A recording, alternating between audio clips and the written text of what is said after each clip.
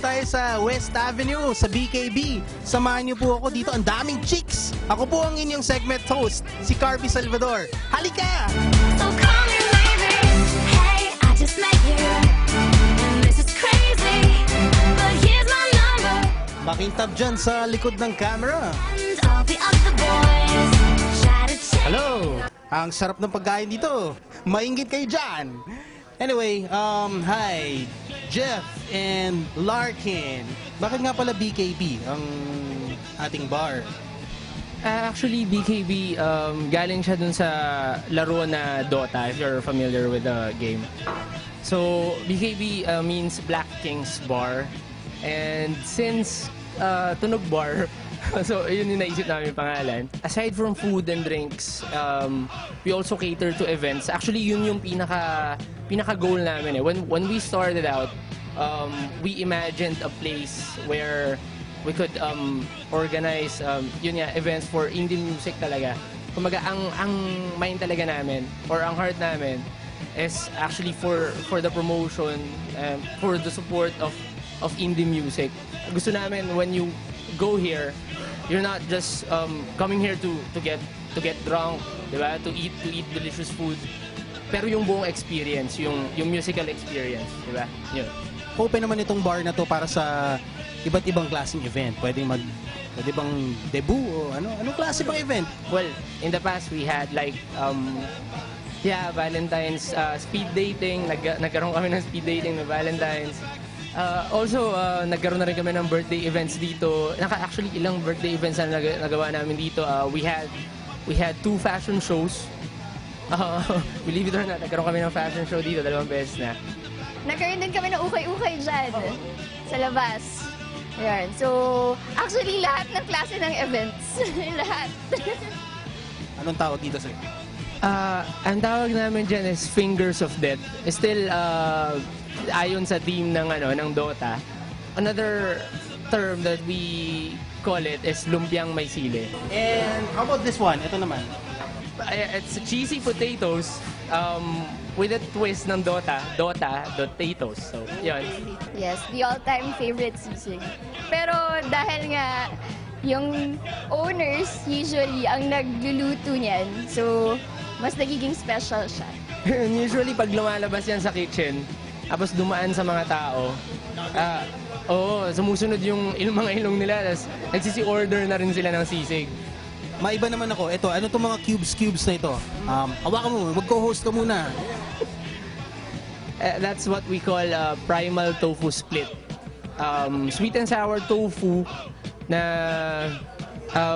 usually sizzling siya pag sinaserve. We also have meals. We also serve meals here. And this actually is carbonara pasta. This is actually cooked in a classical way.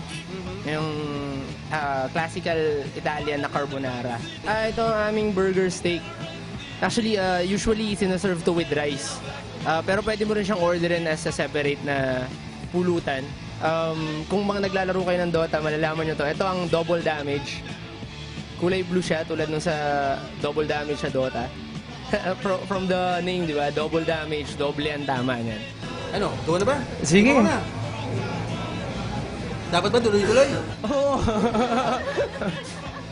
Wala naman sa kontrata ko to. Tuloy-tuloy.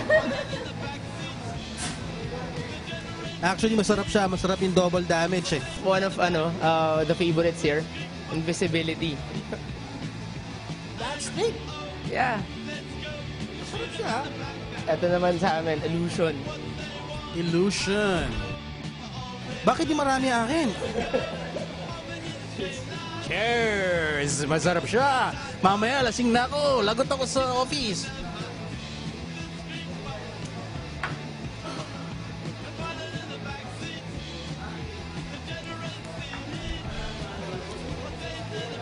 Pakiubos daw. Kailangan ko pa ubusin to.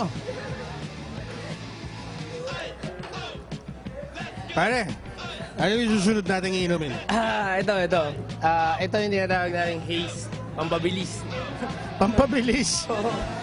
So, hindi naman ito yung mga style na kapareho ni Direk pagka nagde-date siya ng mga girls. Dinadaan niya sa mabilis talaga na alak. Ito na rin gagamitin ko panghalo. Inumin ko na raw, sabi ni Direk. Sinesenyosan na ako, last daw. Regeneration ang tawag dito. So, kung tinamaan ka sa double damage, dito mabubuhayan ka. Cheers! Invite them kung nasa itong lugar na to, ikwento natin. BKB is located along West Avenue, Quezon City. Napakadali niyang puntahan. Facebook account, www.facebook.com/bkbbar. Andun yung gig sked namin. Andun din yung, actually andun yung phone numbers namin.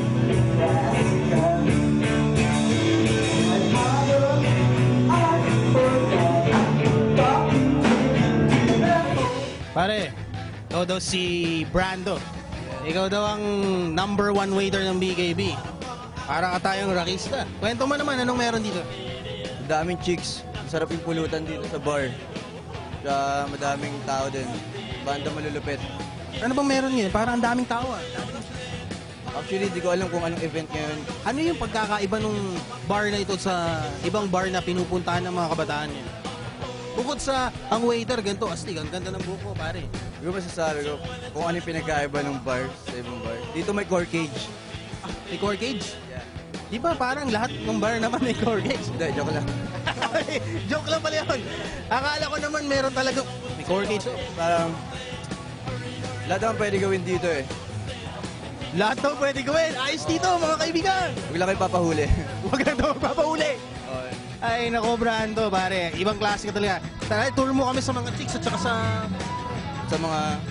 Tour mo kami rito sa loob ng bar mo. Sure. Tara.